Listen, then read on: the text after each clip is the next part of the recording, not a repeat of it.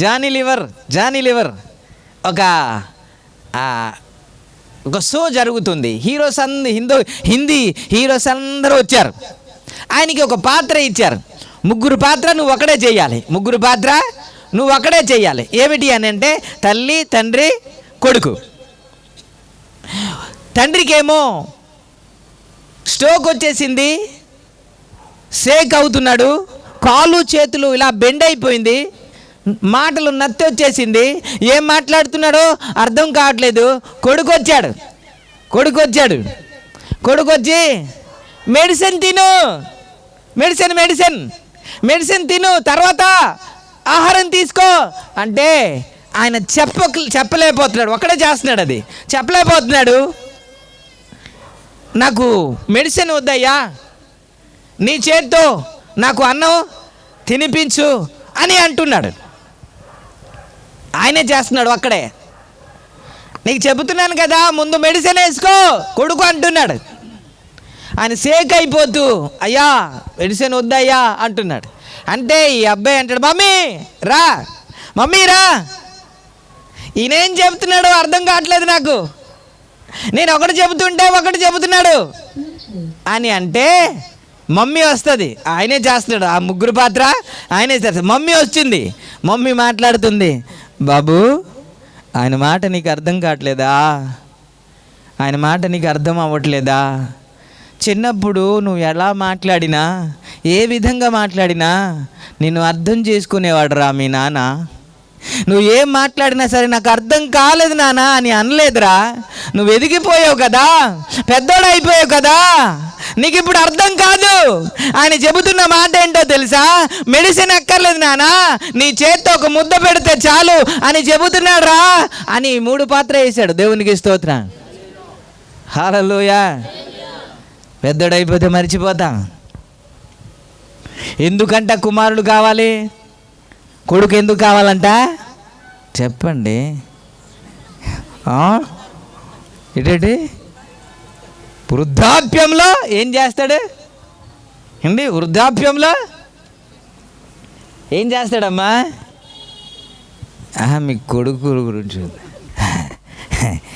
పోషిస్తాడని, కాపాడతాడని, ఇంటి పేరు నిలబెడతాడని. ఇలాంటి సందర్భంలో ఆశలు పెట్టుకున్నా, నమ్మకం పెట్టుకున్నా, తల్లిదండ్రులకు అడి ఆశలు అయిపోతున్న సందర్భాలలో చదివించామండి, చదివించినా సరే పెళ్లి చేసుకున్నాడు, వెళ్ళిపోయాడు. మేము ఎలాగున్నామో పట్టించుకోవట్లేదండి, ఎలా బ్రతుకుతున్నామో వాళ్ళకి అక్కర్లేదండి అని ఏడుస్తున్న తల్లిదండ్రులు చాలామంది ఉన్న పరిస్థితిలో ఇంకా ఎవరు లేరండి, ఎవరు చూసేవాళ్ళు మాకు లేరండి అన్న పరిస్థితిలో ఒక వార్త వినబడుతుంది, నీకు కుమారుడు అనుగ్రహించబడెను. స్తోత్రం చెప్తా లేదు మీకు? ఈ కుమారుడు ఎందుకు పుట్టాడు అని అంటే, నీ కుమారుడు ఏదైతే చెయ్యలేకపోతున్నాడో అది నీకు చేయడానికి, అది నీకు అనుగ్రహించబడిన కుమారుడు. స్తోత్రం, హల్లెలూయా. ఈ కుమారుడు ఏమో అయ్యా నాకు చేత కాదు అనొచ్చేమో, నేను చేయలేను అనొచ్చేమో, కానీ ఈ కుమారుడు, ఈ నీకు అనుగ్రహించబడిన ఈ కుమారుడు అయితే నన్ను చేత కాదు అనలేదు, సర్వశక్తిమంతుడు. Praise the lord. ఆయనకి అసాధ్యమైనది ఏది లేదు. ఆ కుమారుడు ఎవరికి అనుగ్రహించబడాడు? ఎవరికి? మనకా మీకా? వ్యక్తిగతంగా చెప్పడానికి ధైర్యం ఎక్కడ ఉంది? ఎవరికి అనుగ్రహించబడును? నాకు అనుగ్రహించబడును. Praise the lord. ఇప్పుడు వరకు ఏడుస్తున్నారు కదూ, ఎప్పుడు వరకు బాధపడుతున్నారు కదూ, నాకు ఎవరు లేరు వదిలేశారు అని అనుకుంటూ ఉంటే ఒక శుభవార్త చెబుతున్నాను. నీ కుమారుడు ప్లేస్లో నీ కుమారుడు ఏదైతే చేయలేకపోతాడో అది చేయడానికి నీకు అనుగ్రహించబడిన ఈ కుమారుడు. స్తోత్రం చెప్తాలే, హల్లెలూయా. ఏదో చేయడానికి రాలేదు సార్ ఈయన, ఏదో మత మార్చడానికి ఈయన రాలేదండి. నీ కుమారుడు పోషించలేడేమో, కానీ సర్వజీవులకు తగిన సమయంలో ఆహారం ఇచ్చేవాడు ఈ కుమారుడు అండి. Praise the lord. ఒకవేళ నీ కుమారుడు దగ్గర ఉండకపోవచ్చు. అయ్యా నేను దూరం అయిపోయాను, నేను పక్కనుంటే బాగున్ను, నేను లేదు, నేను రావాలని ఆశ ఉంది కానీ రాలేకపోతున్నాను అని నీ కుమారుడు అనొచ్చు. కానీ ఎప్పుడైనా ఎక్కడైనా ఏ పరిస్థితిలోనైనా నీతోనే ఉన్న కుమారుడు నీకు అనుగ్రహించబడ్డాడు. Praise the lord. సదాకాలము నీతో కూడా ఉంటాను అని వాగ్దానము చేయబడిన కుమారుడు నీకు అనుగ్రహించబడ్డాడు, మన అందరికీ అనుగ్రహించబడ్డాడు. ఈ స్వరము ద్వారా వినబడుతున్న ప్రతి ఒక్కరికి దేవుడు అనుగ్రహించబడ్డాడు. Praise the lord. కుమారుడు అనే దానికి భేదాలు చాలా వస్తున్నాయి. ఇంకా ఒక మాట చెప్పి ముందుకు వెళ్తాను, ఇంకో మాట చెప్పి ముందుకు వెళ్తాను. ఏమన్నా జ్వరం వస్తే నీ కుమారుడు ఏం చేస్తాడు? టాబ్లెట్ వేసుకో, టాబ్లెట్ తేవాలా, హాస్పిటల్కి తీసుకెళ్ళాలా అని అడుగుతాడు కదా. కానీ పక్క నుండి స్వస్థపరిచే కుమారుడు నీకు అనుగ్రహించబడ్డాడు. ఆయన పేరు యెహోవా రాఫా. Praise the lord. నీ కుమారుడు స్వస్థపరచలేడు, కానీ ఈ కుమారుడు మనకి తెలియదు, అది నాకు అనుగ్రహించబడ్డాడండి. మీరు ఏమనుకుంటున్నారు? దేవుడు మీకే ఇచ్చాడు, మీ కష్టాలు తీర్చడానికి మీకే ఇచ్చాడు. మీ కుమారుడు ఏదైతే చేయలేకపోతున్నాడో అది చేయడానికి మీకే దేవుడు ఇచ్చాడు. మిగతా వాగ్దానాలన్నీ మీరు స్వీకరిస్తారు, ఈ వాగ్దానాలు మాత్రం మనము స్వీకరించాం. కాబట్టి ధైర్యం తెచ్చుకోండి. నా కొడుకులు లేరు అనుకుంటే దేవుని కుమారుడుగా మీకు అనుగ్రహించబడ్డాడు. Praise the lord. ఆయన మన కుమారుడా దేవుని కుమారుడా? ఆయన మన కుమారుడా దేవుని కుమారుడా? దేవుని కుమారుడు. ఈ కుమారుడు అనే మాటకి కూడా చాలా భేదాలు వస్తున్నాయి క్రైస్తత్వంలోనే. కుమారుడు అంటే ఎవరు ఒప్పుకోరు. కుమారుడు అంటే ఎవరు? గ్రంథాల్లో ఉంటుంది, బ్రహ్మపుత్రాయ నమః అని ఉంటుంది. దేవుని, బ్రహ్మ అంటే దేవుడు, దేవుని కుమారునికి స్తోత్రం అని అర్థం. సాధ్యమైతే ఈ కుమారుడు ఏం చేయడానికి వచ్చాడనేది తర్వాత చెప్తాను, కానీ ఒక్కటే ఈరోజు ఫోకస్ చేస్తాను. మన మధ్యలో కొన్ని జరుగుతూ ఉన్నాయి. ఏంటంటే ఆయన కుమారుడే దేవుడు కాదు అంటాడు. ఆయన కుమారుడే దేవుడు కాదు అంటారు చాలామంది. ఎందుకని? నేను దేవుని కుమారుడు అని చెప్పుకున్నాడు కాబట్టి ఆయన దేవుడు కాదు, ఆయన దేవుని కుమారుడు అని. ఆయన దేవుడా దేవుని కుమారుడా? మీరు చెప్పండి, ఆయన దేవుడా దేవుడి కుమారుడా? ఇప్పుడు అది పూర్తిగా చదివేయండి, 6వ వచనం పూర్తిగా చదివండి.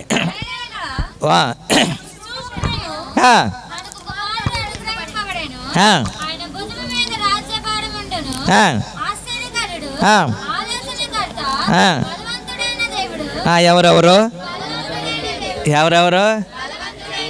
ఈ కుమారుడే బలవంతుడైన దేవుడు. ఇప్పుడు కుమారుడు అని వ్రాయబడింది బైబిల్లోనే కదా. బలవంతుడైన దేవుడు అని వ్రాయబడింది బైబిల్లోనిది కదా. కానీ మనకి కుమారుడు అన్నమాట కావాలి, కానీ దేవుడు అన్నమాట మాత్రం వద్దు అంటారు. కుమారుడు అన్నమాట వేరే గ్రంథంలో ఉంటే, దేవుడు అన్నమాట బైబిల్లో ఉంటే పోనీ అది వద్దు అనడానికి.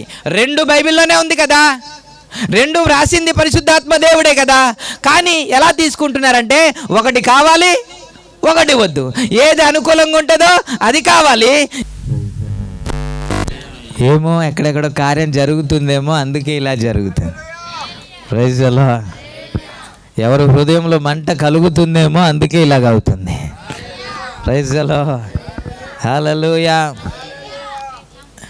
యోహాను సువార్త 4:23 వ్రాయబడినట్టు ఒక ఆయన అంటాడు, ఆరాధన చేసే సమయం ఒకటి వస్తుంది, ఆరాధించే వారందరూ ఆత్మతో సత్యముతో తండ్రిని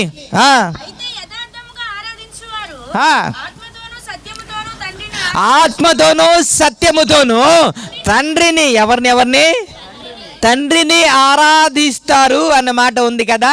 ఈ మాట తీసుకొని కుమారుణ్ణి కాదయ్యా మనం ఆరాధించేది, ఎవరిని? తండ్రిని అని అంటారు కదా. కుమారుని కాదు, ఎవరిని ఆరాధించాలి? మీరేమో యేసయ్య యేసయ్య యేసయ్య అని ఆరాధిస్తున్నారు, కానీ యేసయ్యని ఆరాధించకూడదు. ఎవరినైనా ఉంది. అందుకే ఒకవైపు చూడకూడదు. ఏం చేయాలి? రెండు వైపు కూడా చూడాలి. ఏదో ఒక మాట తీసుకొని ఇదే కరెక్ట్ అని ఎలా మాట్లాడేస్తావు? మీడియాలో మాట్లాడేస్తున్నారు, సవాలు వేసేస్తున్నారు. ఏమని? ఇతడు దేవుడు కాదని. దేవునికి స్తోత్రం. ఇతడు దేవుని కుమారుడని. నిజమే, ఆయన దేవుని కుమారుడని బైబిల్ చెబుతుంది. అదే సందర్భంలో ఆయన బలవంతుడైన దేవుడని చెబుతుంది కదా. స్తోత్రం. ఆ బలవంతుడైన దేవుడు ఎవరికి అనుగ్రహించబడ్డాడు అని అంటే మన అందరికీ అనుగ్రహించబడ్డాడు. ఇంకా చెబుతారా? మీకు పరిచయమైన మాటలు చెబుతారా? యోహాను సువార్త 3వ అధ్యాయము తీయొద్దు 16వ వచనము. దేవుడు లోకమును ఎంతో ప్రేమించెను కాగా ఆయన తన అద్వితీయ కుమారునిగా పుట్టిన వాని యందు విశ్వాసమించు నశింపక నిత్య జీవము పొందునట్లు ఆయనను అనుగ్రహించాడు. ఎవరికి? లోకస్తులందరికీ, మనందరికీ. దేవునికి స్తోత్రం. హల్లెలూయా. క్షమించాలి.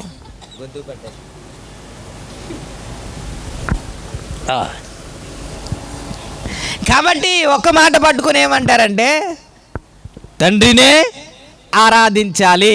ఇప్పుడు చెప్పండి, మీరు ఈ మాటను బట్టి యేసయ్యని ఆరాధించవచ్చా లేదా? ఎలా చెబుతారు మీరు? ఎక్కడ ఆధారం ఉంది? రిఫరెన్స్ ఏమో చూపించాను, ఆరాధించేవారు తండ్రినే ఆరాధించాలి అని ఒక రిఫరెన్స్ చూపించాను, వాళ్ళు కూడా చూపించారు. మీరేదో రిఫరెన్స్ చెప్పండి, యేసయ్యని ఆరాధించాలి అని. మనం ఆరాధిస్తే దేవుణ్ణి, తండ్రి అయిన దేవుణ్ణి ఆరాధించాలి అని వారు బల్ల గుద్ది చెబుతున్నారు. మీరు చెప్పండి, ఒక్క రిఫరెన్స్ చెప్పండి. బిర్యానీ చల్లరిపోయినా సరే ఉంచేస్తాను. Okay okay okay. యోహాను సువార్త 5వ అధ్యాయము 23వ వచనం చదువుదామా? 22, 23. ఏంటంటే తండ్రిని ఘనపరచునట్లుగా అందరూ కుమారుని ఘనపరచవలెను నని తీర్పు తీర్చుటకు సర్వాధికారం కుమారునికి. ఓకే, కుమారుని ఘనపరచని వాడు ఆయనను పంపిన తండ్రిని. ఇప్పుడు ఏమర్థమైంది మీకు? ఎవరైతే కుమారుని ఘనపరచట్లేదో వారు తండ్రిని కూడా ఘనపరచట్లేదు. ఎవరైతే కుమారుని ఘనపరుస్తున్నారో వారు తండ్రిని కూడా ఘనపరుస్తున్నారు. మరి ఈ మాట వారికి కనబడదు, ఈ మాట వాళ్ళకు వద్దు. వాళ్ళకి కావాల్సింది ఏంటంటే మనం ఆరాధిస్తే తండ్రినే. Praise the lord.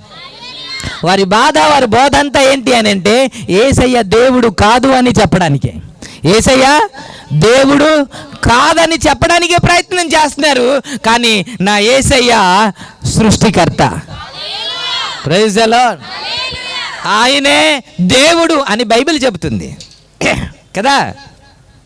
కాబట్టి ఇంకో మాట చూద్దాం. ప్రకటన గ్రంథం 5వ అధ్యాయంలో మీరు ఈ మాట చూస్తారు. ప్రకటన గ్రంథం 5వ అధ్యాయము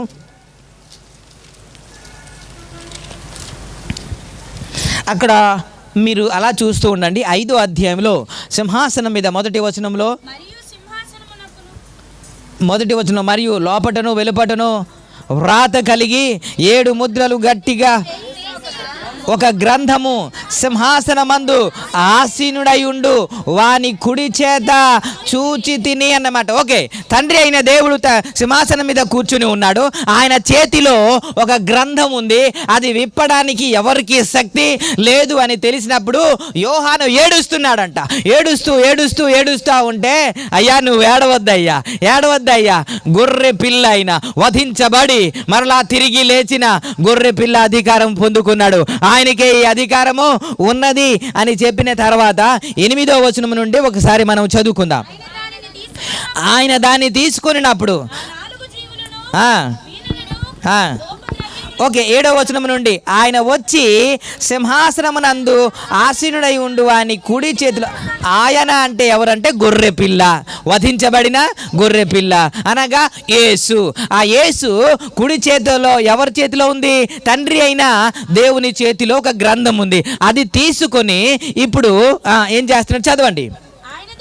దానిని తీసుకొనినప్పుడు ఆ 4 జీవులను వీణెలను ధూపద్రవ్యములతో నిండిన సువర్ణ పాత్రలను పట్టుకొని ఉన్న ఆ 24 పెద్దలను ఆ గొర్రె పిల్ల ఎదుట సాగిలపడిరి.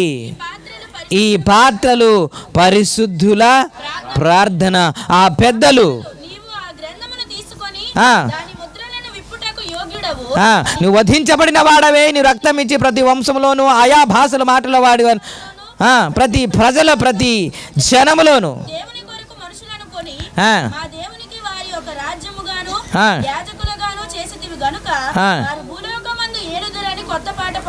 Praise the Lord. హల్లెలూయా, హల్లెలూయా. ప్రభు నామానికే మహిమ కలుగును గాక. ఈ 24 మంది జీవులు లేకపోతే పెద్దలు ఆ గ్రంథము తీసుకోగానే ఎవరు ఎదుట సాగిల పడుతున్నారు తెలుసా? గొర్రె పిల్ల ఎదుట. ఎవరు ఎదుట? ఇంకా చెప్పాలంటే తండ్రి ఏమో ఇక్కడ కూర్చుని ఉన్నారు, కుమారుడేమో ఆ గ్రంథం తీసుకున్నాడు. ఇప్పుడు ఆరాధిస్తే ఎవరిని ఆరాధించాలి కదా? తండ్రి ముందు ఎవరిని ఆరాధిస్తున్నారు? తండ్రి ముందు ఎవరు ఎదుట సాగిల పడుతున్నారు? మాట్లాడట్లేదు నేను. ఒక్క మాట తీసుకొని మనం ఆరాధిస్తే ఎవరిని ఆరాధించాలి? తండ్రి అయినా దేవుడు కాదు. నా యేసయ్య ఆరాధనకు యోగ్యుడు, నా యేసయ్య ఆరాధనకి యోగ్యుడు. ఆయన కుమారుడు నిజమే. ఆయన కుమారుడుగా ఎందుకు వచ్చాడు అని అంటే నీకు లేని లోటు తీర్చడానికి. దేవునికి స్తోత్రం, హల్లెలూయా. నీ పక్షాన నుండి కార్యము చేయడానికి నీకు అనుగ్రహించబడ్డాడు. అదే ఈ క్రిస్మస్ సందర్భంలో శుభవార్త. ప్రైజ్ ది లార్డ్, హల్లెలూయా. ప్రజలందరికీ కలుగబో శుభవార్త ఏమిటి అని అంటే కుమారుడు నీకు అనుగ్రహించబడ్డాడు. Praise the Lord, hallelujah.